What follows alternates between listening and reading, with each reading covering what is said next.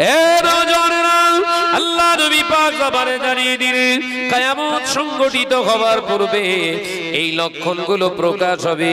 শুধু তাই নয়, যখন আল জাজিরাতুল আরব বহিঃপ্রকাশ হবে বাবা সাহাবীরা, আসমানেতে ঘন ঘন মেঘ দেখা দেবে। এই আরব দুনিয়ায় সকলে মনে করবে বৃষ্টি হবে, কিন্তু না না না, বৃষ্টিটা পরে হবে। প্রথমে আল্লাহর গজব ভূমিকম্প দিয়ে ধ্বংস করবে।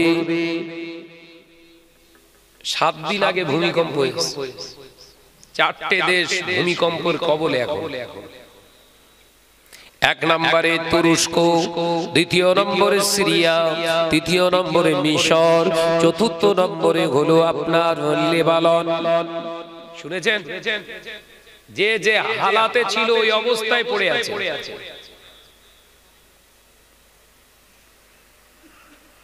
আলোচনা বুঝতে পারছেন তো নাকি?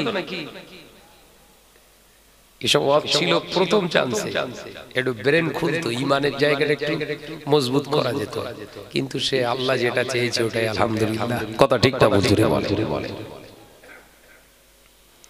আরব দুনিয়ায় এত অন্যায় রাহাজানি। 2000 ওয়ার্ল্ড বিশ্বকাপ ফুটবল খেলা হলো কাতারে, এবং ওই বিশ্বকাপ খেলায়, ফুটবল খেলায় প্রথম লাথি মারার আগে আল্লাহর কোরআন শরীফ তেলাওয়াত দিয়ে শুরু হয়েছে। কিছু কিছু আমাদের মতো এই স্টেজধারীরা বলছে ইসলামকে বিরাট মডিফাই করে গোটা বিশ্বের দরবারে নতুন করে মানুষের কাছে ইসলাম যে বিরাট মহান সেটা পৌঁছে তুলে দিচ্ছে। দর্শকরা বলছে সুবহানাল্লাহ। যুবকেরা, ছেলেরা, বাচ্চারা, অথচ যে ফুটবল খেলা মুজাদ্দিদ জামানে অন্যতম খলিফা আমাদের মাথার তার আল্লামা আল্লামা রুহুল আমিন শারাহামাতুল্লাহ আলাইহি হুজুর আমার ফতোয়া আমিনিয়ার প্রথম খণ্ডে ভিতরে পরিষ্কারভাবে ফতোয়া দিলেন, ফুটবল খেলা করা হারাম, দেখা হারাম। ফুটবল খেলা কেউ যদি দেখে মনে মনে আনন্দ লাভ করে, তৃপ্তি লাভ করে, ওই অবস্থায় যদি বাড়িতে যে বিনা তওবায় বিবির সঙ্গে যদি মেলামেশা করে, ওটা জিনা করার গুনাহ হবে। জোরে বলুন নাউজুবিল্লাহ।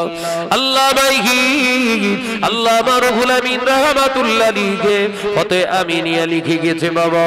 এখন আবার ভাই সাহেব হুজুররা শুনছিলাম ওই মুজমায়ে ফতোয়া আমিনিয়াটা মোদাল্লাল করছে। তার মানে আল্লাহর ওলি কটা কিতাবের হাওলা দিয়ে কত পৃষ্ঠা কিতাবের সংমিশ্রণে মুজমায়ে ফতোয়া আমিনিয়া করেছে। আনুমানিক প্রায় 60,000 পৃষ্ঠা ওখানে প্রয়োজন হবে। জোরে বলুন, জোরে হবে না? সুবহানাল্লাহ। ফতোয়া আমিনিয়া 8টা খণ্ডে বিভক্ত। ওই মুজমায়ে ফতোয়া আমিনিয়াটা মুদাল্লাল করছে। আমি কিছুদিন আগে দরবার শরীফে গিয়েছিলাম। আল্লামা হুজুরের আওলাদের আওলাদগণ বসে আমার সঙ্গে আলোচনা করছিলেন যে মাওলানা সাহেব এই মুজমায়ে ফতোয়া আমিনিয়ার মুদাল্লাল করছি, তবুও মোটামুটি কত পৃষ্ঠা হবে আপনার অনুমান? আমি বললাম আমার যতটা অনুমান হতে যা ফতোয়া হুজুর লিখেছেন মাসলা মাসাইল কমপক্ষে 60,000 পৃষ্ঠা হবে। বললে আপনার আইডিয়া ঠিক আছে, 60,000 পৃষ্ঠা লাগবে।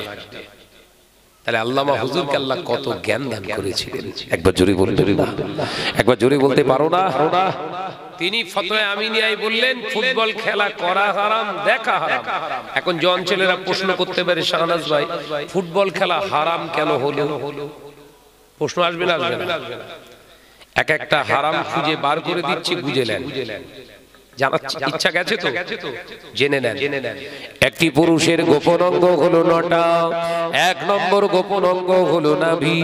নাভির নিচে কাপড় পরা পুরুষদের জন্য হারাম। ভালো করে বুঝে নেন, ওটাকে মুদাল্লাল করছি। এ নজনেরা, যুবকেরা, ছেলেরা, বাচ্চারা, একটি পুরুষের 9টা গোপন অঙ্গ। 1 নম্বর গোপন অঙ্গ হলো ওর নাভি। নাভির নিচে পুরুষের কাপড় পরা, নাভির নিচে কাপড় পরে নাভিকে আলগা রাখা হলো কাবিরা গুনাহ। শুধু তাই নয়, আল্লামা হুজুর লিখছে পুরুষের 2টো হাঁটু হলো 9 নম্বর গোপন অঙ্গ। হাঁটুর উপরে কাপড় তোলা হলো কাবিরা গুনাহ।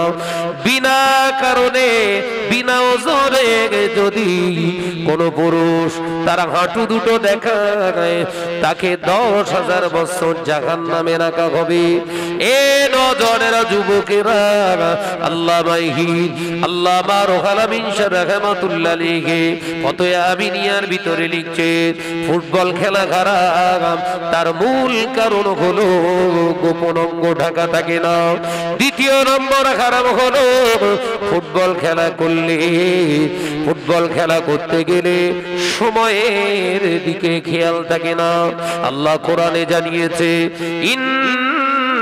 ইন্নাস-সালাতা কানাত আলাল মুমিনিনা কিতাবাম মাওকুতা, নিশ্চয়ই আমি আল্লাহ পাক মুমিনদের জন্য, মুমিনদের উপরে নামাজকে ফরজ করেছি সময়ের উপরে। অর্থাৎ ফুটবল খেলা করতে গেলে নামাজের প্রতি খেয়াল থাকে না। 2য় নম্বর হারাম হলো, 3য় নম্বর হারাম হলো একজন মুসলমান আর একজন মুসলমানের প্রতি সম্প্রীতি, মেলবন্ধনের জায়গা ইসলাম দেখায়, অথচ ফুটবল খেলা করতে গেলে হিংসা প্রতিহিংসা ছড়ায় না, ছড়ায় না। জোরে বলেন, বলেন। 3য় নম্বর হলো, 4র্থ নম্বর হলো, 4র্থ নম্বর হারামটা কি? অকারণে নিজের ভিতরে টেনশন তৈরি করা। তাই তো নাকি? বললে দৌড়াচ্ছে মেসি আর আমাদের ঘরের ছেলেরা চুল ছিটতেছে। খেলা হচ্ছে কাতারে আর ঘটকপুকুরি বোম পড়তেছে। কথা বলে না, ভুল বকতিস নাকি?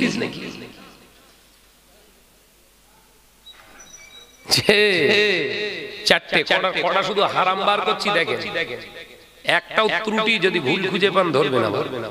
5 নম্বর হারাম হলো ফুটবল খেলা করতে গেলে 5 নম্বর হারাম আপনাকে আপনার জীবনটাকে সেই হারামের রাস্তায় চালনা করতে হয়। 5 নম্বর হারামটা কি? অর্থের বিনিময়ে খেলা করতে হয়, ওখানে বাজি ধরাধরি হয়, যেটা শরীয়তে সম্পূর্ণ হারাম। ব্রাজিল যদি যেতে, আমার তরফ থেকে আমি 50 কেজি গরুর গোশত দেবো। জিতবে ব্রাজিল, মঈনুদ্দিনের বেটা 50 কেজি গরুর গোশত খাবে। কথা বলে না। হারলে কি দিবি? হারলে কি দিবি? যদি ব্রাজিল হেরে যায় আমি তোকে 1 কুইন্টাল দেবো। এই যে তর্কাতর্কি, এই যে বাজি ধরাধরি, এটাই তো শরীয়তে হারাম। বাজি ধরা জায়েজ এক পক্ষ থেকে, জানেন কিরকম? যদি ব্রাজিল জেতে তাহলে 50 কেজি আমি গোশত দেবো, হারলেও 50 কেজি গোশত দেবো। এইটা হলো হালাল। কথা বুঝতে পারছেন না নাকি? আলোচনা বোঝা যাচ্ছে? ওই বললুম ঘুরনের সময় খাওয়াচ্ছি গোশ, কি দিচ্ছে কিছু বোঝা যায় না। তাকবীর দেন, নারায়ে তাকবীর। এত জোরে তাকবীর দেয়, এই প্যান্ডেল নড়তে সব কত জোরে আওয়াজ দিতে আছে। একদম ছোট করে আওয়াজ দেন, নারায়ে তাকবীর। জোরে হবে, নারায়ে তাকবীর। ও নজনের যুবকেরা, ছেলেরা, বাচ্চারা, পর্দানিশীনা মা বোনেরা, আল্লাহ নবী তো জানের বাদশাহ হাবিবুল্লাহ নবী জনাবে মুহাম্মদুর রাসূলুল্লাহ সাল্লাল্লাহু আলাইহি ওয়াসাল্লাম পাক সবারে জানিয়ে দেন, ও বাবা সাহাবীরা, তোমাদের জন্য 3টি খেলা আমি রাসূলুল্লাহ বৈধতা দিয়ে গেলাম। 1 নাম্বার খেলা যদি করতে হয়, বিবির সঙ্গে গভীর রাতে উঠে পড়ো, পূর্ণিমা পূর্ণিমার চাঁদে, পূর্ণিমা রাত্রেতে, জ্যোৎস্না রাতে নিজের বিবিকে নিয়ে একটু দৌড়াদৌড়ি করো, ওটা আমি রাসূলুল্লাহ সুন্নাত হয়ে যাবে। একটু জোরে হবে না? শালিল নিয়ে না, কাল নিয়ে বউ বউ। এখন বউ ফেলে শালিলে দৌড়ই বেশি, এই কথা ঠিক না ভুল জোরে বলে। দ্বিতীয় নম্বর হলো আমি রাসূলুল্লাহ জানিয়ে দিলাম অশ্বারোহণ অর্থাৎ ঘোড়া দৌড়, তবে পিটিএস যেটা কলিকাতায় হয় ওটা নয়, ওটা হলো হারাম, ওটাকে নিয়ে জুয়া চলছে বাবা। অশ্বারোহণ মানে তুমি নিজে নিজে ঘোড়ার পিঠে সাওয়ারি হয়ে ঘোড়া চালানো প্র্যাকটিস করো, কারণ তুমি শুধু মুসলমান নও, তুমি হলে ইসলামের একটি সৈনিক। আরো জোরে বলুন সুবহানাল্লাহ। এ নজনেরা, তৃতীয় নম্বর হলো বর্ষা চালানো, ওসি চালানো, অর্থাৎ তলোয়ার কিভাবে চালাতে হয়, তীর কিভাবে চালাতে হয়, আমি রাসূলুল্লাহ বলছি শিখে রাখো। এই তিনটি প্র্যাকটিস তোমাদের জন্য হালাল করা হলো। এ নজনেরা, যুবকেরা, ছেলেরা, বাচ্চারা, 5 নম্বর হারাম, ফুটবল খেলা করতে গেলে সেটা অন্য কিছু নয়, অর্থের বিনিময় করতে হয়। 6 নম্বর হারাম হলো ফুটবল খেলাকে কেন্দ্র করে অশ্লীল গালাগালি ভাষা ব্যবহার করা লাগে। কথা বলে না, এক্ষুনি মেসি ভাইয়ের গলায় ফুলের মালা দিয়ে বিরাট জিন্দাবাদ দিচ্ছে, আর ও যদি হেরে যায়, ওর মা দাদা দাদি গোষ্ঠী কথা বলে না, পুরো কাপ উল্টে। যে হারাম, অশ্লীল বাক্য শরীয়তে হারাম করেছে না হালাল? কটা বার করলাম হারাম? 6টা, এখনো 6টা আছে। তাহলে আল্লামা হুজুর এমনি ফতোয়া দেননি ফুটবল খেলা করা হারাম, দেখা হারাম। কম বুঝতেন? আমাদের মতো চটিয়ালেম নাকি? চটিয়ালে দুই এক পাতা বাংলা এখনো শুদ্ধ পড়তে পারিনি, বাতেলা দেখলি মাথা কাজ করে না। কথা বলে না কেন? যুবকেরা, ছেলেরা, বাচ্চারা, পর্দানিশীরা, মা বোনেরা, সে ফুটবল খেলা হলো কাতারে, শুধু কাতারে ফুটবল খেলা হলো না, কান খুলে শুনে রেখে দেন। আল্লামা রুহুল আমিন রাহমাতুল্লাহ আলাইহি পরিষ্কার ভাবে লিখে দিয়েছে, কোন মুসলমান ফুটবল খেলা করতে পারে না, কোন মুসলমান ফুটবল খেলা দেখতে পারে না। আল্লাহ নবী জানিয়ে দিলেন, বাবা সাহাবীরা, এমন একটা দিন আসবে, সময় আসবে, যেদিন দেখতে পাওয়া যাবে আমার উম্মতির কাছে হারাম বলে আর কিছু থাকবে না। হারাম গুলো তাদের কাছে হালালের মতো হয়ে যাবে, আর হালাল গুলো তাদের কাছে হারামের মতো মনে হবে। ভূমিকম্প কখন হবে বলেছে নবী?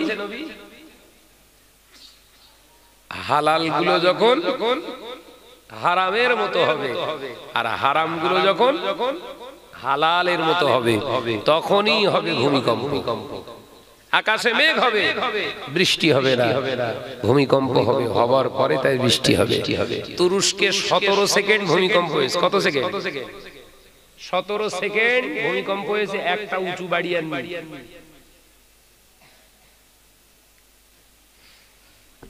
একজন 3টে বড় বড় ফ্ল্যাটের মালিক ছিল, পেপারে দিয়েছিল ফটোটা। ভেবে দেখেন 3 দিন আগে পেপারে ছবিটা পাবেন। বড় বড় 3টে ফ্ল্যাটের মালিক 3টে রুটি দিয়ে দাঁড়িয়ে রয়েছে। তার মানে একজন 3টে রুটি দান করে গেছে, ওই 3টে ফ্ল্যাট চিত হয়ে পড়ে রয়েছে তার পেছনে, আর 3টে রুটি লোকের দেওয়া, সে ওই এখন বর্তমান 3টে রুটির মালিক। কোন দিকে দৌড়াচ্ছ?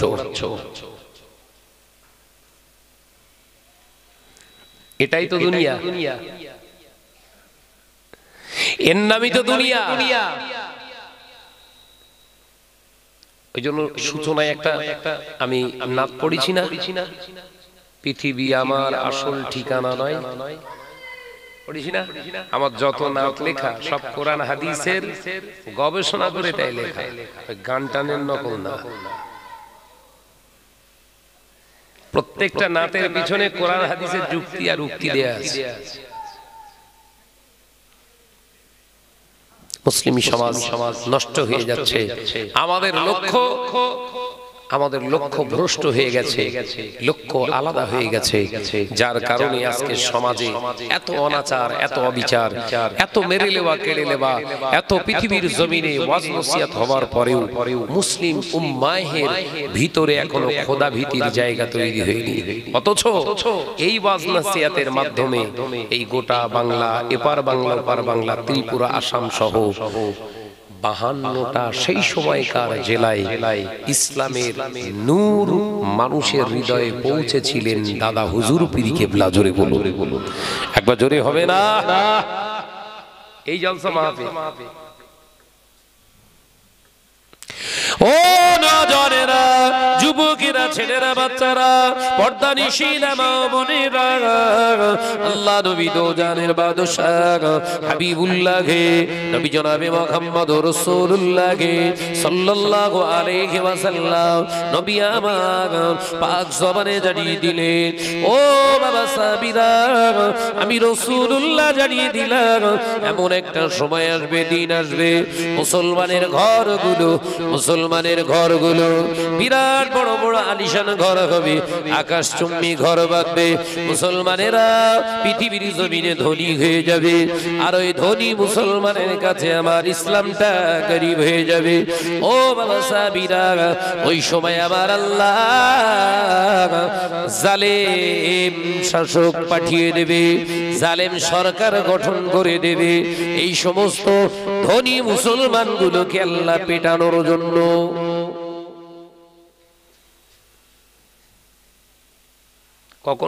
কখন জালেম শাসক কখন হবে? মুসলমান যখন ধনী, আর ওই ধনী মুসলমানের কাছে ইসলাম যখন গরীব। তাহলে এ খারাপ, ও খারাপ, সে খারাপ, এ কীর্তি পুরো ভুল। হাদিসের দিকে আলোকপাত করে কথা বলতে হবে। এ সরকার খারাপ, ও সরকার খারাপ, কোন সরকার খারাপ নয়। আপনি নিজের থোবড়াটা আয়নার সামনে রেখে নিজে বিচার করুন, আপনি নিজে ভালো। আলোচনা বুঝতে পারেননি? নবী কি বলেছে? যখন মুসলমান ধনী, আর ওই ধনী মুসলমানের কাছে যখন আমার ইসলামটা গরীব হয়ে যাবে, তখন শাসক হবে কি? জালেম। তাহলে ঠিক আছে, আমরা ভালো হলে শাসক ভালো হবে, আমরা ভালো হলে, জোরে বলেন, শাসক ভালো হবে। জি, আজকে নিজের দোষটা কেউ নিজে নিতে চায় না, এটাই তো সব থেকে জাতির বড় রোগ হয়ে দাঁড়িয়ে রয়েছে। আমি যে শাহনাজ পাপী, এটা কোশ্চিন কালেও স্বীকার করি না, এমন ভাবে কথাবার্তা বলি যেন নিষ্পাপ।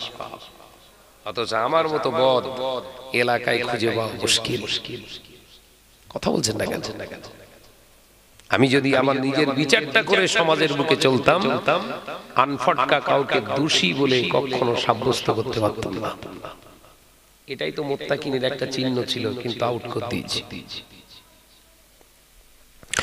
ও নজনেরা, যুবকেরা, ছেলেরা, বাচ্চারা, পর্দানিশীলা মা বোনেরা, আলোচনা বুঝুন। আল্লাহ নবী দো জানের বাদশাহ হাবিবুল্লাহ গে নবী জনাবে মুহাম্মদ রাসূলুল্লাহ গে সাল্লাল্লাহু আলাইহি ওয়াসাল্লাম পাক জবানে জানিয়ে দিলেন, ওই সময় মসজিদ তৈরি হবে, কম্পিটিশন করে, প্রতিযোগিতা করে মসজিদ বানানো হবে। আল্লাহর জামানদের জন্য মসজিদ তৈরি করা হবে না, মসজিদগুলো বিরাট বড় বড় আলিশান মসজিদ হবে, কারুকার্যময় নকশাওয়ালা মসজিদ হবে। ও বাবা সাহাবীরা, সমাজে সমাদৃত হওয়ার জন্য মসজিদ হবে, সমাজে নাম কেনার জন্য মসজিদ হবে। আমি রাসূলুল্লাহ জানিয়ে দিলাম, মসজিদগুলো হবে বটে, ইবাদত করনেওয়ালা মানুষের সংখ্যাও বাড়বে, অথচ তাদের ইবাদতে আর মজা থাকবে না। মিলিয়ে এলেন কথাগুলো। মসজিদগুলো কিরকম হচ্ছে বলেন দিন। আগে টিনের চাল খোলার টালির মসজিদে নামাজ পড়ে ওলি হয়ে গেছে। কথা বলছেন না কেন? টালির চালের মসজিদ, মাটির মসজিদে নামাজ পড়ে বাপ চাচারা দাদুরা সব আল্লাহওয়ালা ইমানদার, পাক্কা ইমানদার হয়ে কবরে ঢুকে গেছে। তারা ওই 2 রাকাত নামাজ 4 রাকাত নামাজ পড়েই সামনে তাল পাখা থাকতো, সঙ্গে সঙ্গে এলে 2-1 বার এলাম করে মেরে দে আবার নামাজ শুরু করতে। এই মুরব্বীরা বলেন না রে বাবা, মজা ছিল না? ছিল না। এখন এসি বিসি সিসি ইবাদতে আর মজা আছে? আরে থাকবে কি করে? একটা একটা ব্যাখ্যা করলে মাথা আগুন হয়ে উঠবে না আপনাদের, ঘুম উঠে যাবেন। বলো তার কারণ নাম্বার 1, মসজিদ তৈরি করা হচ্ছে বেছে বেছে টাকা নিয়ে নয়, টাকা হলেই হবে। কথা বলে না। এলাকার টপা সুদখোর ও চিন্তা করলো আমি তো একা জাহান্নামে যাব না, সব কটারে লেটাই ঢুকবো, তোর হুজুরগিরি বার করবো। দাঁড়া, ও সুদখোর এলাকায় দেখে মসজিদ তৈরি হচ্ছে, যা ভিতে যত ইট লাগবে, বালি লাগবে, সিমেন্ট লাগবে, সব আমার। এলাকার টপা সুদখোর, তার টাকায় ভিত হচ্ছে। কথা বলে না, অসুবিধা হচ্ছে। আমার ওয়াজ মানে জ্বালা করে বিশাল। যে অথচ রাসূলুল্লাহ জানিয়ে দিলেন মসজিদ যখন তোমরা নির্মাণ করবে, আমি রাসূলুল্লাহ জানিয়ে দিলাম খবরদার 3টি শর্ত মেনে মসজিদ নির্মাণ হবে। 1 নম্বর হলো মসজিদের যে জায়গায় মসজিদ নির্মাণ করা হবে, যে জায়গাটায় মসজিদ নির্মাণ করা হবে ওই জায়গাটা বিশুদ্ধ, বিতর্কিত জায়গা যেন না হয়। বিশুদ্ধ জায়গায়, একটি ভালো জায়গায় মসজিদ নির্মাণ করো। মেরে লেবা, কেড়ে লেবা, ভাগরা করা জায়গায় লা ইয়াজুজু আল মসজিদ, মসজিদ তৈরি করা কোনোভাবেই বৈধ নয়। মেরে লেবা, কেড়ে লেবা, ভাগরা করা জায়গায় মসজিদ চলবে না। নদিয়া থেকে ফোন করে বলছে ভাইজান বিরাট মারপিট হয়। কেন? বলছে সেই দলিলে আমাদের রেকর্ড হয়ে আছে 400, আর এখন আপনার ওয়াজ শুনি আমরা ওই মসজিদের দায়িত্ব পেয়েছি, ইয়ং জেনারেশনের কাছ দিয়ে শুনি আপনার ওয়াজ শুনে এখন মসজিদ মেপে দেখি 600, 2 শতক বেড়ে গেছে। তো ভাইজান ওই যারা চালাচ্ছিল পুরাতন কমিটি ওদের বলতেছি তে মসজিদ 4 শতকের দলিল রেকর্ড 6 শতক হচ্ছে, তো মসজিদ কি হবে? বলছে আল্লাহর ঘর হয়তো বেড়ে গেছে। বজ্রাঘাত কি করে পড়ে বুঝতে পেরেছেন তো? এখন যে ব্যক্তিটা 4 শতক দান করেছিল ওরই জমি 2 শতক জোর করে ভাগরা করে মসজিদ তৈরি। ও বাঁধা দিতে গিয়েছে যে বাপ তোরা যদি লিস 2 শতক তো ওই সাইড থেকে এই সাইডে আমার বাড়ি আছে, এখান দিয়ে আমি একটা উঁচু পাঁচিল তুলে দেবো, কারণ মসজিদে নামাজ পড়তে আসবে মুসল্লিরা, বাড়ির দিকে তাকাবে, একটা দৃষ্টিকটু ব্যাপার, বেয়াদবি হবে, বাড়ির মেয়ে ছেলেরা রয়েছে, বেয়াদবির ব্যাপার হয়ে যাবে, এখান থেকে একটা পাঁচিল তুলে দেবো, তোরা ওই সাইড থেকে পারলে আরো 2 শতক আমার দিতে অসুবিধা নেই। যে 4 শতক দিতে পারে সে 2 শতক দিতে পারে।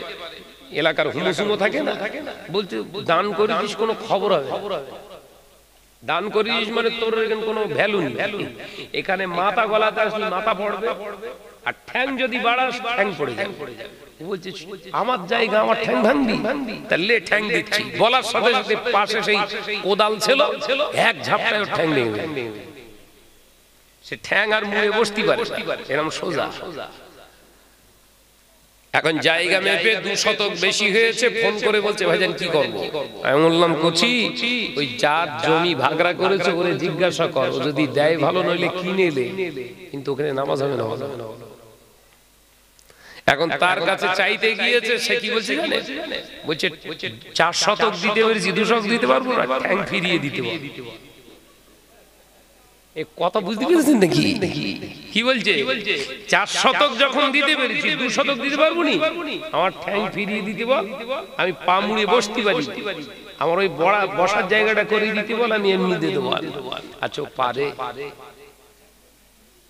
কথা বুঝতে পারছেন না? এখন বলছে ভাইজান অবস্থা কি? আমি দিনের বেলা একটা প্রোগ্রাম দে, আমি যাচ্ছি। নইলে ও ঠ্যাং ভাঙবে না, ও সোজাই থাকবে। বলো গেলাম গিয়ে ওয়াজ করতে উঠেছি আর দেখি যে ঠ্যাং লম্বা করে সামনেই বসে, আমি বুঝতে পেরেছি সেই যন্ত্র এরই মেরে সাইজ করে। কথা বুঝতে পেরেছে? উঠে আমি বললাম ওয়াজ নসিহত করলাম, বেচারা হু হু করে খামছে। আঘাত লাগে না মানুষের? হ্যাঁ। তা বললেন ভাইজান আমি জায়গার প্রতি আর দাবি রাখলাম না, আপনি বলেছেন আমি সব বুঝতে পেরেছি, আল্লাহর রাস্তায় আমি দিয়ে দিলাম, কিন্তু যে কটা কবরে ঢুকেছে ওগুলোর জন্য ক্ষমা নি। আচ্ছা যে কটা ওই হুমুসুমো ঢুকেছে তুলোর মতো আসাচ্ছে না আসায়নি? মসজিদ তৈরি করা মনে করেছে বিরাট সওয়াবের কাজ, কিন্তু যে কাজ করে গেছে সওয়াব হয়েছে না গোনা? ও নওজওয়ানেরা, যুবকেরা, ছেলেরা, বাচ্চারা, আল্লাহ নবী দো জানের বাদশা হাবিবুল্লাহকে, নবী জনাবে মুহাম্মদুর রাসূলুল্লাহকে সাল্লাল্লাহু আলাইহি ওয়াসাল্লাম, নবী আমার মক্কা থেকে হিজরত করে মদিনার দিকে রওনা হলেন। আল্লাহ নবী মদিনা ঠিক 3 থেকে 3.5 কিলোমিটার আগে একটি জায়গা কোবা পল্লী বলে একটি জায়গায় রাসূলুল্লাহর বাহু কাল কাসওয়া হাঁটু গেড়ে সিজদায় পড়ে গেলে আল্লাহ নবী বললেন, বাবা সাহাবী আবু বকর, আমি আজকে এখানে অবস্থান করতে চাই। আমার আল কাসওয়া যখন এখানে অবস্থান করলে আমি রাসূলুল্লাহ চাই আমি এইখানে আজকে অবস্থান করি। আমার আল কাসওয়া অর্থাৎ উটিনিটা আমি রাসূলুল্লাহ তার কষ্টটা অনুভব করি, এইখানে আজকে আমি রাসূলুল্লাহ থাকতে চাই। হাদিস পাকের ভিতরে এসেছে আল্লাহ নবী ওখানে 4 দিন অথবা 7 দিন অথবা 13 দিন অথবা 24 দিন অবস্থান করেছিলেন। আল্লাহ নবী অবস্থান করা অবস্থাতেই বলেছিলেন, ও মদিনাবাসীরা, ও মদিনাবাসীরা, ও কোবাবাসীরা, আমি রাসূলুল্লাহ চাই আমার আল কাসওয়া যেখানে এখানে হাঁটু গেড়ে সিজদা করেছে আমি নবী চাই এইখানটায় একটা মসজিদ ফি ইবাদিহি, এখানে একটা ইবাদতের জন্য আল্লাহর ঘর মসজিদ বানাতে চাই। একবার জোরে হবে না? একটু জোরে হবে না? আল্লাহ নবীর প্রস্তাবে সবাই খুশি, কিন্তু রাসূলুল্লাহ কিছু সাহাবী এসে বললেন, ইয়া রাসূলুল্লাহ, হাবিবাল্লাহ, যেইখানটায় মসজিদ নির্মাণ করবেন নিয়ত করেছেন, আদতে এই জায়গার মালিকানা দুটো এতিম বাচ্চা। এই জায়গাটার মালিককে দুটো ইয়তীম। ইয়া রাসূলুল্লাহ, হাবিবাল্লাহ, ওর বাপ নেই, মা আছে, বিবাহ করেছে অন্য জায়গায়, এদের ধরতে গেলে কেউ নেই, এই জায়গার মালিকানা তারা। বিশ্বনবীর মন খারাপ হয়ে গেছে। আলোচনা মাথায় ঢুকতেছ তো? বিশ্বনবীর মনটা খারাপ হয়ে গেছে। বিশ্বনবী সাহাবীদের লক্ষ্য করে বললেন, বাবা সাহাবীরা, তোমরা কি পারো না ওই দুটো বাচ্চাকে আমার সামনে আনতে? একবার জোরে বলুন না। নবী আমার দিন ও দুনিয়ার বাদশাহ হাবিবুল্লাহকে, নবী জনাবে মুহাম্মদুর রাসূলুল্লাহ সাল্লাল্লাহু আলাইহি ওয়াসাল্লাম রক্তে জিগার সাহাবী দুইজন শেখ হাজী আল্লাহ নবী, দুইজন এতিম সাহাবী, দুটি বাচ্চা এসে সালাম দিলেন, আসসালামু আলাইকা ইয়া রাসূলুল্লাহ হাবিবাল্লাহ। আল্লাহ নবী বললেন, এসো আমার দুটি এতিম সঙ্গী আমার কাছে এসো। আল্লাহ নবী দুটি বাচ্চাকে জড়িয়ে ধরে আদর করতে লাগলেন, দুই গালে চুমা দিলেন। আল্লাহ নবীকে বললেন, ইয়া রাসূলুল্লাহ হাবিবাল্লাহ, হুজুর এই জায়গায় শুনলাম আপনি মসজিদ বানাবেন, ভালো সিদ্ধান্ত নিয়েছেন। ইয়া রাসূলুল্লাহ হাবিবাল্লাহ, এই জায়গায় যখন আপনি মসজিদ বানাবেন হুজুর নিঃস্বার্থে আল্লাহর রাস্তায় দান করে দিলাম। আর একটু জোরে বলুন সুবহানাল্লাহ। আল্লাহ নবী কলেজার সাহাবীদের লক্ষ্য করে বললেন, ও বাবা সাহাবীরা, এতিমদের নিঃস্ব করে আমি রাসূলুল্লাহ মসজিদ বানাতে চাই না, এতিমদেরকে নিঃস্ব করে আমি রাসূলুল্লাহ ইবাদত বানাতে চাই না। আল্লাহ নবী কলেজার সাহাবীরা অবাক হয়ে গেলেন, বিশ্ব নবী মসজিদ বানাতে চায়, দান করতে চেয়েছে, দান করে দিয়েছে, অথচ রাসূলুল্লাহ নিলেন না।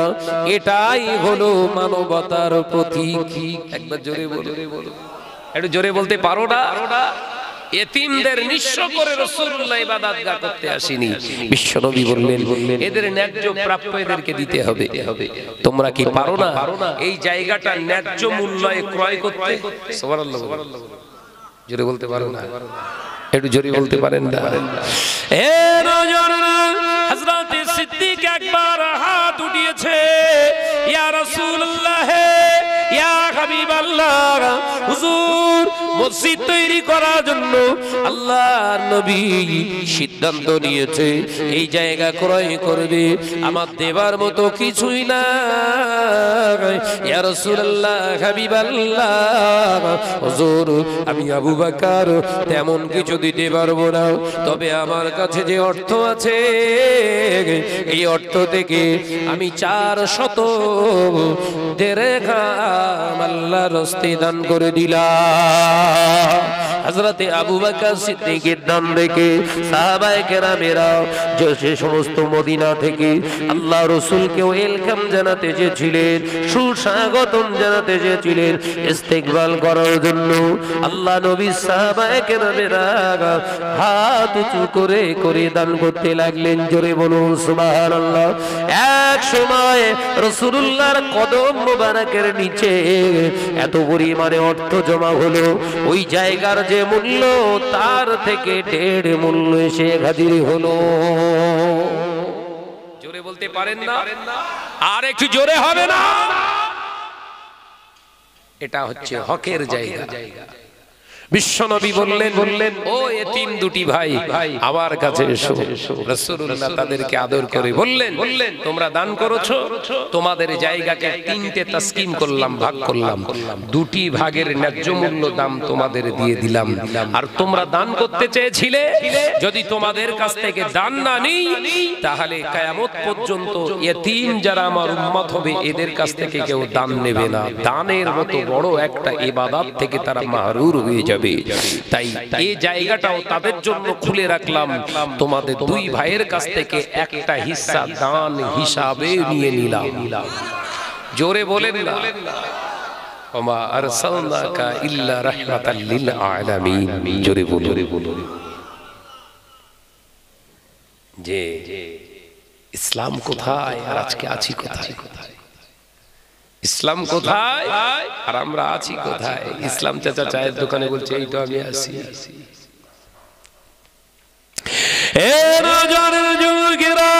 ছেলেরা বাচ্চারা আল্লাহ নবী বললেন বাবা সাহাবীরা জায়গাটাকে পরিষ্কার করো, উসরু ইলা জিবাল, ওই যে দূরে দেখতে পাও পাহাড়টা, ওই পাহাড়ের প্রস্তরগুলোকে আনো, পাহাড়ের পাথরগুলোকে বহন করতে লাগলেন কিছু সাহাবী হুজুর আর কিছু সাহাবায়ে কেরামদের নিয়ে আল্লাহ নবী জায়গাটা পরিষ্কার করতে লাগলেন। আল্লাহ নবী একটা করে পাথরটা দিয়ে স্ট্রাকচার করলেন, একটা রেখা পাত করলেন। আল্লাহ নবী 2টি খেজুর গাছের ডান্ডি 2 সাইডে পুঁতে দিলে আল্লাহ নবী এবার পাহাড়ের কাছে নিজে চলে গেলেন। দয়ার নবী রাহমাতাল লিল আলামিন হুজুর আমার পাহাড়ের গা থেকে একটি মোটা মতো পাথর হুজুর মুবারক হাত দিয়ে তুলে নিলেন, বুকে জড়িয়ে ধরলেন। ওই পাথরটা আল্লাহ নবী নিজে হাতে করে বহন করে আল্লাহ নবী এসে ওই রেখাপাত করা ঠিক বাম দিকে চেপে পাথরটা রেখে দিয়ে বললেন এটা হলো মসজিদে কোবার মেম্বার। জোরে বলুন, আর একটু জোরে হবে না? ও বাবা সাহাবীরা, আমি রাসূলুল্লাহ জানিয়ে দিলাম এই মসজিদে কোবায় যারা 2 রাকাত নামাজ আদায় করবে আমার আল্লাহ তাদের প্রতি খুশি হয়ে গিয়ে তাদের নামায় আমলে একটা মকবুল ওমরা হজের সওয়াব দান করে দিবি। মসজিদের ছাদ নেই, দেয়াল নেই, নামাজ পড়লি একটা মকবুল ওমরা হজ যেটা কবুল হয়ে গেছে। একবার জোরে বল, এক জোরে হবে না? আলোচনা বোঝাতে চাইছিলাম কি, মসজিদ তৈরি করতে গেলে শর্ত কটা? আমি জানি ওয়াজ যা হচ্ছে উপরে হচ্ছে, ও ভেতরে ঢোকার কোনো রাস্তা নেই, কারণ যে সময় দরকার ঘুম ওই সময় হচ্ছে ওয়াজ। 3টি নাম্বার 1 একটা স্বচ্ছ বিশুদ্ধ জায়গা, নাম্বার 2 ওতে যে কনস্ট্রাকশনের যে মাল মেটেরিয়ালস দেয়া হবে নির্ভেজাল, হারামের টাকা নেওয়া মসজিদে ইউজ করা বৈধ নয়। যে মসজিদের সেক্রেটারি হবে কে, এলাকার টপ র্যাঙ্কের লটারি খুঁজছে, কথা বলে না। এক জায়গায় এরকম ওয়াজ করেছি, ফোন করে হুমকি দিচ্ছে, তোরে এবার এদিকে পায় বোম্বের ওড়াবো। আমারে তো চেনে না। আমি বললাম ভাই তোর কোন রাস্তাতে গেলি সুবিধা হয় আমার একটু বল, আমি সেই রাস্তাতে যাবো, তোর বোম মারতে কষ্ট না হয়। দেখি যে ফোন কেটে দিচ্ছে, আবার ঘুরিয়ে করি ফোন কেটে দিচ্ছি কেন, বোম মারবি আমি বোম খাবো, কোনটা দিয়ে গেলে সুবিধা হয়? বলতে ফোন রাখো ব্যস্ত আছি। তার মানে ওর বোম নিজেরই ফুটে গেছে। ও ভেবেছে আর 2-4টে আলে ওলামার মতো হুমকি চুমকি দিলি ঠান্ডা হয়ে যাবে, আমারে যত ঘামারবি তত আরো বেশি বাস্ট করব। আব্বাজান মেজলা হুজুর পীর কেবলা বলেছিলেন, আল্লাহকে ছাড়া পৃথিবীর জমিনে কাউকে ভয় পাবি না। এই মাথায় হাত দিয়ে বলেছিল, তখন তো ছোট মাথায় হাত দিয়ে বলেছিল, আল্লাহকে ছাড়া পৃথিবীর জমিনে কাউকে ভয় করবি না। আমি মেজো হুজুর বলছি, পৃথিবীর জমিনে যতদিন আল্লাহ হায়াত দেবে কেবল মাত্র আল্লাহকে ভয় করে পৃথিবীর জমিনে চলবে। কেউ দোয়া করুক আর না করুক, আমি মেজো হুজুর আমার বাপ দাদা হুজুর তোর জন্য দোয়া করবে, জোরে বলুন। ও মনে করেছে হুমকি দিলি অন্য অন্য হুজুরদের মতো এলাকায় কেউ আসবে না। হুমকি কার দিচ্ছ? আমরা যখন দুনিয়ার জমিনেতে ঘুরি, আমাদের কপালে মাথায় কাফনের কাপড় বাঁধা থাকে, ওটা দেখা যায় না। তোমার হুমকিতে আমার ড্রেস খুলবে, কাফনের কাপড় খুলবে না। ভাইরা, আমার নজনেরা, যুবকেরা, ছেলেরা, বাচ্চারা, পর্দানিশিনা মা ও বোনেরা, আল্লাহ নবী তো জানের বাদশাহ হাবিবুল্লাহ গে, নবী জনাবে মুহাম্মদ রাসূলুল্লাহ সাল্লাল্লাহু আলাইহি ওয়াসাল্লাম কোরআনের আয়াতে কারীমা সাহাবায়ে কেরামদের সামনে উপস্থাপন করলেন। ফাআম্মা মা সাকালাত মাওয়াজিনুহু ফাহুয়া ফি ঈশাতির রাদিয়া। এ নজনেরা, যুবকেরা, ছেলেরা, বাচ্চারা, পর্দানিশিনা আমার মা বোনেরা, আলোচনা বোঝার চেষ্টা করো। ময়দানের মাহশরে আমার আল্লাহ পাক আল্লাহ তাআলা পৃথিবীর জমিনের মানুষকে দুটি ভাগে বিভক্ত করে দেবে। এক দলকে আল্লাহ পাক জানিয়ে দেবে, আমি আল্লাহ আমার নেক বান্দা, আমার নেক বান্দি, আমার মান্যতা দেনেওয়ালা বান্দা বান্দিকে আমি আল্লাহ আমার রহমতি কায়দায় আমার রহমতের কোলে জায়গা করে দিলাম। একবার জোরে বলেন, আরেকটু জোরে বলেন। দুনিয়ার জমিনে যত বান্দা বান্দি আমরা বসবাস করছি, সবাই আল্লাহ রহমতের কোলে সেদিন জায়গা পাবে না। এ নজনেরা, যুবকেরা, মুরব্বিয়ান গনেরা, পর্দানিশিনা মা বোনেরা, কারা পাবে আল্লাহ সেই কঠিন দিনেতে ময়দানের মাহশরে? কারা সেই দিনে স্থান পাবে? ইল্লাল্লাযীনা আমানু, নিশ্চয় যারা পৃথিবীর জমিনে ঈমান এনেছে, ঈমান আনার পরে আমিলুস সালিহাত, পৃথিবীর জমিনে যারা নেক জীবন যাপন করেছে, সৎ জীবন যাপন করেছে, আমি আল্লাহ তাআলা জানিয়ে দিলাম, ইল্লাল্লাযীনা আমানু ওয়া আমিলুস সালিহাতি ওয়া তাওয়াসাউ বিল হাক্কি, এবং হককে সত্যকে প্রাধান্য দিয়ে পৃথিবীর জমিনে জীবন গঠন করেছে, ওয়া তাওয়াসাউ বিস সাবর, দুনিয়ার জমিনে বিপদ আপদে বালা মুসিবতে যারা সবর ইনকিসারি করেছে, এরা হয়ে যাবে কামিয়াবি। ঈমান আনা সহজ, ঈমানটাকে ধরে রেখে জীবন ধারণ করাটা সবথেকে বড় ব্যাপার, এটা কঠিন ব্যাপার। কোন কথার দ্বারা, কোন কাজের দ্বারা, কোন দেখার দ্বারা, কোন খাওয়ার দ্বারা আমার আপনার ঈমান শেষ হয়ে যাচ্ছে, আমরা কিন্তু খোঁজ রাখছি না। একটা ছোট বাচ্চা শরীর অসুস্থ হয়ে গেছে, ওই ছোট বাচ্চার অসুস্থ হওয়ার কারণে ওর মা বেঈমান হয়ে গেছে। কিরকম? একটা উদাহরণ দেই, ওই ওষুধটা যদি হতো আমার মেয়েটা বেঁচে যেত। কথা বলছেন না, এরকম বলে না, বলে না। পর্দা নিষেধ আমার মা বোনরা রয়েছে, তারা নিশ্চিত শুনছে, কথাটা অনুধাবন করুন। যদি এই ওষুধটা না হতো আমার মেয়ে বাঁচতো না, আমার বাচ্চাটা বাঁচতো না। এটা কোনো ইমানদারের কথা নয় কিন্তু, যেটা সচরাচর আমাদের ঘরে সব চলে। কথাগুলো কথা বলছেন না কেন? চলে না, চলে না। এই ওষুধটা না পুশ করলে আমি বাঁচবো না।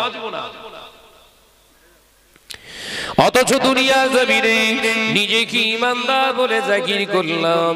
ঈমান লা ইলাহা ইল্লাল্লাহু মুহাম্মাদুর রাসূলুল্লাহ, নেই কোনো মাবুদ আল্লাহ ছাড়া। ঈমান এনেছি আল্লাহর প্রতি। আমানতু বিল্লাহি ওয়া মালাইকাতিহি ওয়া কুতুবিহি ওয়া রাসূলিহি, আল্লাহর প্রতি ঈমান আল্লাহ। কোন আল্লাহ?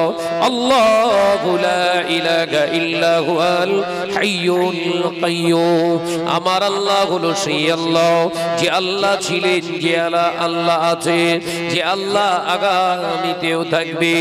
লা তাখুযুহু সিনাতু ওয়ালা নাওম, আমার আল্লাহ সেই আল্লাহ যে আল্লাহর বিশ্রামের প্রয়োজন হয় না, যে আমার আল্লাহ ঘুমানোর প্রয়োজন হয় না। এই ইমানদারের ইমানের জায়গা এতটুকুই যদি থাকি, ওর ভিতরে তৈরি হয়ে যাবে একটা পাওয়ার। ওই পাওয়ারটা, ওই ক্ষমতাটা অন্য কোনো ক্ষমতা নয়, ওটা হলো আমার আল্লাহর প্রতি বিশ্বাসের একটি ক্ষমতা। একবার জোরে বলুন সুবহানাল্লাহ। আছে এই মানে পাওয়ার আছে। যে ইচ্ছা যত খুশি যেভাবে লুটে পেটে আমাদের ঈমানটা শেষ করে ফেলছে, অথচ আমাদের কোনো চিন্তা নেই। আবার হয়ে যাবে। কথা বুঝতে পারছেন? আবহাওয়া দপ্তর, কলিকাতা আবহাওয়া দপ্তর বলে দিয়েছে আগামীকাল বৃষ্টি হবার সম্ভাবনা আছে, হতে পারে।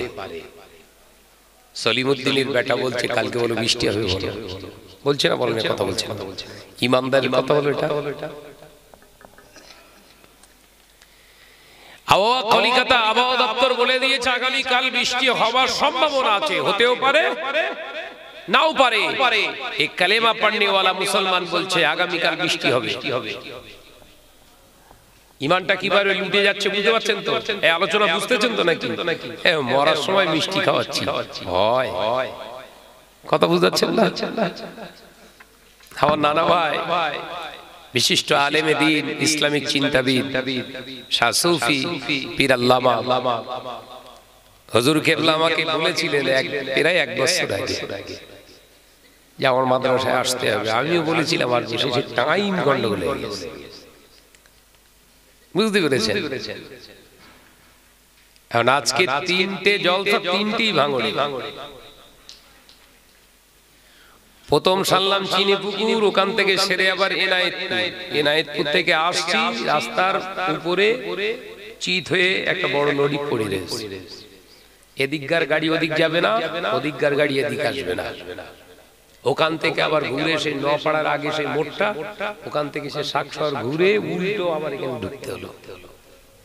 নইলে আসার ইচ্ছা ছিল 10টা 15, 1টার 15-র ভিতরে আমি ইনশাআল্লাহ ঢুকে পড়বো। আল্লাহ বলছেন না, ওটা তোর ধারণা, আমি আল্লাহ পৌঁছে দেবো তোর 2টোর সময়। এ কথা বলছেন না কেন? এটার প্রতি বলতে হবে আলহামদুলিল্লাহ। এই যে বিশ্বাস, আল্লাহ শুকরগুজার, এটা হচ্ছে ঈমানি একটা লক্ষ্য। একবার জোরে বলো। আমার মেয়ে একটা না 18 দিন হসপিটালে বেডে শুয়েছিল। ডাক্তার দেখে বলল বাড়ি নিয়ে চলে যান, বাঁচবে না। ঈমানি পরীক্ষা দেখেন কিভাবে আসে। ডাক্তারে বলে দিল চেকআপ টেকআপ করে সিটি স্ক্যান টেস্ক্যান হলে হবে না, ঘরে নিয়ে চলে যান। যদি মনে করেন এখানে রাখবেন আমরা রাখবো, অক্সিজেন দিয়ে রাখবো, কিন্তু বাঁচবে না। আমার বিশ্বাস হলো না। কেন বলেন দিন? আমি যে ইমানি মুফাসসিল পড়ে মুসলমান হয়েছি, আমার বিশ্বাস আমার হায়াত মৌতের, আমার মেয়ের হায়াত মৌতের খবর আল্লাহর কাছে, ডাক্তারের কাছে নয়। কথা ঠিক না ভুল? জোরে বলেন। নামাজের মুসাল্লায় চলে গিয়েছি, নামাজের মুসাল্লায় যে আল্লাহর কাছে রোনাজানি করেছি, একটাই কথা আল্লাহকে জানিয়েছি, এ রব্বুল আলামিন আল্লাহ, ওরা বলছে থাকবে না, কিন্তু আমার তো বিশ্বাস হয় না। ওরা জানের মালিক নয়, মালের মালিক নয়, হায়াতের মালিক নয়, মউতের মালিক নয়। ওরা বলেছে আন্দাজ করে, কিন্তু তোমার কাছ থেকে পারমিশন নেয়নি। আমি তোমার বান্দা, তোমার পারমিশনের অপেক্ষায় রইলাম। আমি জানি আমার জানের মালিক যিনি, আমার মেয়ের জানের মালিক তিনি, তিনি অন্য কেউ নয়, তুমি। তোমার ডিসিশনের উপরে আমি খুশি। এ নজনেরা, যুবকেরা, একটানা 18 দিন থাকার পরে মেয়ে আমার বাড়িতে এখন খেলা করে। জোরে বলুন। ইমানি পরীক্ষা, প্রতিটা পদে পদে, কদমে কদমে আপনার আমার ঈমান লুটবার পরিকল্পনা, প্রয়াস, এই চেষ্টা চলবে। কিন্তু দ্বীনে ইস্তেকামাতের উপরে, ঈমানের ইস্তেকামাতের উপরে আপনাকে দৃঢ়তার সঙ্গে থাকতে হবে। এটা হচ্ছে দুনিয়া। আর দুনিয়া ও মাজরাতুল আখিরাত। এই দুনিয়াটা হলো আখিরাতের ক্ষেতবাড়ি, সঞ্চয়ের জায়গা। ঈমানটা যদি হারিয়ে আপনি নামাজ পড়তে যান, মিয়াজি, এই নামাজ আপনাকে বাঁচাতে পারবে না। কি বুঝলেন? আজকে মুসলমান সব জায়গায় ক্ষতিগ্রস্ত হচ্ছে। হাদিস পাকে দেখেছি রাসূলুল্লাহ বলেছেন, বাবা সাহাবীরা, আরব দুনিয়ায় নর্তকীদের আবার বিরাট এপিসোড হবে। এই আরব দুনিয়ার শুষ্ক মরুভূমিতে আবার নাচ গান, বিহায়াপনা, হুল্লোড় তৈরি হবে, ইনভাইট করা হবে, দাওয়াত দেওয়া হবে। আমি রাসূলুল্লাহ বলছি, তখন ওই আরবের শুষ্ক মরু ময়দানে, এই জাজিরাতুল আরব, শুষ্ক মরুভূমি তখন তৃণভূমিতে রূপান্তরিত হবে। শুনছেন? কিতাবুল ফিতিনের অধ্যায় থেকে বলছি, ভালো করে বুঝুন। রাসূল পাক সাল্লাল্লাহু আলাইহি ওয়াসাল্লাম বললেন, এই আরব দুনিয়ায় যখন অন্যায় রাহাজানি আবার পরিপূর্ণতা লাভ করবে, বাইরের মানুষ এসে আরবে অন্যায় করে যাবে। এই আরবের শুষ্ক, উনজুরু ইলা জিবাল, ওই যে বড় বড় পাহাড়গুলোকে তোমরা দেখতে পাও, ওই আরবের শুষ্ক মরুভূমির উপরে শুকনো পাহাড়গুলো একদিন তৃণভূমিতে রূপান্তরিত হবে। আজ থেকে 34 দিন আগে আমার কাছে একটা ভিডিও ফুটেজ পাঠিয়েছে। মক্কাতুল মুআজ্জাম এবং মদিনাতুল মুনাওয়ারা এলাকায় যত পাহাড় ছিল, অধিকাংশ পাহাড়ে তৃণলতা, ঘাস জন্মেছে। আন্দাজ করতে পারছেন? যুবকেরা, ছেলেরা, বাচ্চারা, শুধু তাই নয়, কান খুলে শুনে কি দেন, আমাদের এলাকায়, ঘটকপুকুর এলাকায়, পশ্চিমবঙ্গে 2017 সালে অ্যানালাইসিস করে বলেছিল 2700 সিনেমা হল আছে। এই 2700 সিনেমা হল আর বন্ধ হয়ে ঝাঁপ বন্ধ হয়ে 2019 সালে আবার সমীক্ষা করে বলেছিলেন 350 মতো আর সিনেমা হল আছে। আবার 2021 সালে সমীক্ষা করে বললেন আর 200 মাত্র আপনার 37টা সিনেমা হল আছে। আমাদের এই বাংলার জমিনে আর মাত্র 237টা সিনেমা হল। 2700 সিনেমা হল কমে গিয়ে 237টায় এসে হাজির হয়েছে। অথচ 2018-19 সালে 2 বছরে 157টা সিনেমা হল আরব দুনিয়ায় খুলেছে। মাথায় ঢোকাতে হবে আলোচনা। না না, বসে, আমার খারাপ লাগছে তো। আসেন, কটা সিনেমা হল একসঙ্গে উদ্বোধন করেছে আরবের যিনি এখন রাজা, সালমান, বাদশা সালমান 157টা সিনেমার এপিসোড স্টার্ট করেছে। রাসূল বললেন যখন আরব দুনিয়ায় গান বাজনা নর্তকীদের আবার ফুলদমে রাহাজানি চলবে, ওই আরবের শুষ্ক মরুভূমিটার শুষ্ক মরুভূমি থাকবে না। আল জাজিরাতুল আরব, পৃথিবীর জমিনে এই আরব দুনিয়াটা হবে শস্য শ্যামল একটা ক্ষেত্রভূমি। নদ নদী নালা তৈরি হবে। 34 দিন আগে এত পরিমাণে বৃষ্টি হয়েছে আরব দুনিয়ায়। মক্কা শরীফ থেকে আমার সঙ্গে কনফারেন্স করলেন, ভিডিও কলে কথা বলে ভিডিওটা পাঠিয়ে দিলেন, আমার কাছে আছে। বলেন ভাইজান, আপনি যে ওয়াজ নসিহত গুলো করেন হাকিকাতে সেগুলো আল্লাহ আমাদের দেখাচ্ছে, আমরা দেখতে পাচ্ছি। আরবে এক টানা 4 দিন এত পরিমাণে বৃষ্টি হয়েছে। সেই বৃষ্টি হবার কারণে আরবের ওই পাহাড়গুলো, যে পাহাড়গুলো দেখে এসেছি আমরা 2019 সালে, শুকনো পাহাড় পাথরের, ওই পাথরের পাহাড়ের উপরে এখন তৃণলতা ঘাস জন্মে ফুল ফুটে আছে।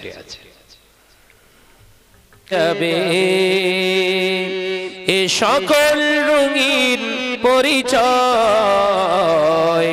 পৃথিবী আমার আসল ঠিকানা নয়। আল্লাহুম্মা সাল্লি আলা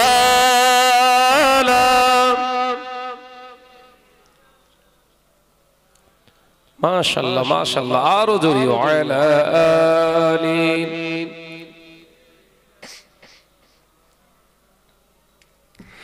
এসেছি যে দুনিয়ার বুকে একা, যেতে হবে কবরে একা।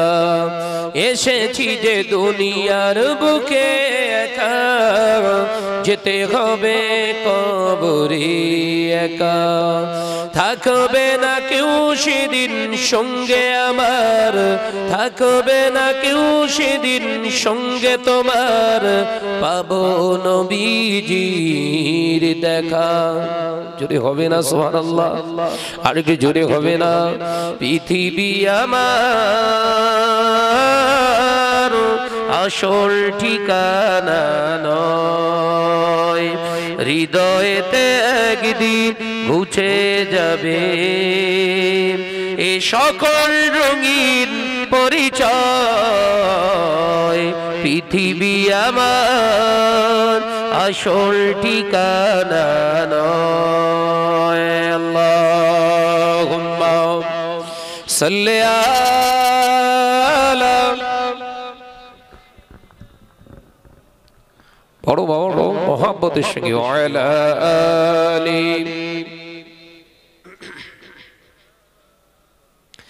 কিয়ামতের ওই কঠিন সময় থাকবে না কেউ আপন আমার।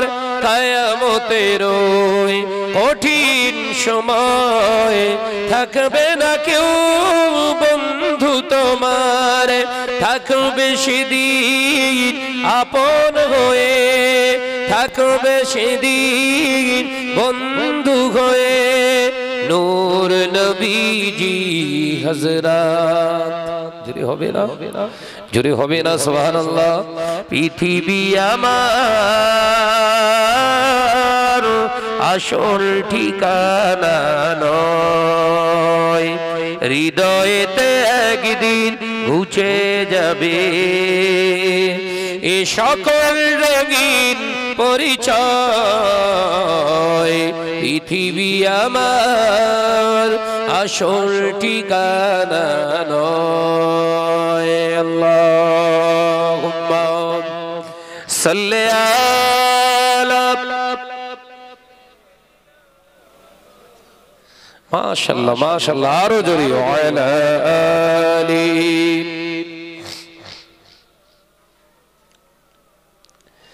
আওয়াজ দিয়ে জিকির করি কালেমা লা ইলাহা ইল্লাল্লাহ। মাশাআল্লাহ মাশাআল্লাহ, আরো জোরে হবে লা ইলাহা ইল্লাল্লাহ, লা ইলাহা ইল্লাল্লাহ। আল্লাহ আমার রব, এই রবি আমার সব। আল্লাহ আমার রব, এই রবি আমার সব। তনে মনে জনে বনে তারি অনুভব, তনে মনে জনে বনে তারি অনুভব। আল্লাহ আমার রব, এই রবি আমার সব। লা ইলাহা ইল্লাল্লাহ, জোরে জোরে। লা ইলাহা ইল্লাল্লাহ। নীল আকাশের দিকে ওই যখনই তাকায়, শত কোটি তারা ওই আলো দেখতে পায়। নীল আকাশের দিকে ওই যখনই তাকায়, শত কোটি তারা ওই আলো দেখতে পায়। তাদের আলো দেখে ও আমার মনে হয়, তাদের আলো দেখে ও আমার মনে হয়, সৃষ্টিকুলে সবই প্রভু তোমার ইশারায় হয়। আল্লাহ আমার রব, এই রবি আমার সব। জোরে বলতে পারেন না? আর একটু জোরে হবে না? নারে তাকবীর, নারে তাকবীর। সিলসিলা হক মুসাদ্দাদুজ জামান। আল্লাহ আমার রব, এই রবি আমার সব। লা ইলাহা ইল্লাল্লাহ, লা ইলাহা ইল্লাল্লাহ। قال الله تعالى في كلامه المجيد والفرقان الحميد: فأما من ثقلت موازينه فهو في عيشة راضية. وقال رسول الله صلى الله عليه وسلم: الدنيا مزرعة الآخرة، أو كما قال عليه السلام. হাজিরানে মজলিস, আল্লাহ পাকের দরবারে জানাই লাখো কোটি শুকরিয়া যে আল্লাহ দুনিয়ার সমস্ত খারাপিয়াত থেকে আমাদেরকে হেফাজত করে তার একটি পাক ও পবিত্র নিয়ামতি একটি জায়গায় আল্লাহ আমাদের বসার সুযোগ দান করেছেন। সেই স্রষ্টার দরবারে কালিমাতুশ শুকর আদায় করে একবার উচ্চ আওয়াজে পড়ি আলহামদুলিল্লাহ। জোরে বলেন সালাতু সালাম জানায় বিশ্বনবীর দরবারে, যে নবীর সৃষ্টি না হলে আমার আল্লাহ কুল কায়নাতকে সৃষ্টি করতেন না। জোরে বলুন সুবহানাল্লাহ, আরো জোরে বলুন সুবহানাল্লাহ। সে নবীর প্রতি জানায় দরুদ ও সালাম, উচ্চ আওয়াজে পড়ি সাল্লাল্লাহু তাআলা আলাইহি ওয়াসাল্লাম। ওয়াজ নসিহত আল্লাহ করি। সন্ধ্যার পর থেকে আলেমে দ্বীন এবং পীর সাহেব হুজুরগণ খুতবা দরবার শরীফ থেকে এসে ওয়াজ নসিহত করেছেন। আমার পরেও হুজুর কিবলা আছেন। দামি নামি উলামায়ে কেরাম কোরআন হাদিস থেকে অনেক মূল্যবান তথ্য আপনাদের কাছে পেশ করেছেন। আমি গুনাহগার মোহাম্মদ শাহনওয়াজ আপনাদের কাছে আসতে পেরে নিজেকে অনেক ধন্য মনে করছি। আল্লাহ পাক এই আশা বসাকে আল্লাহ কবুল করেন, বলুন আমিন। আরো জোরে বলি আল্লাহুম্মা আমিন।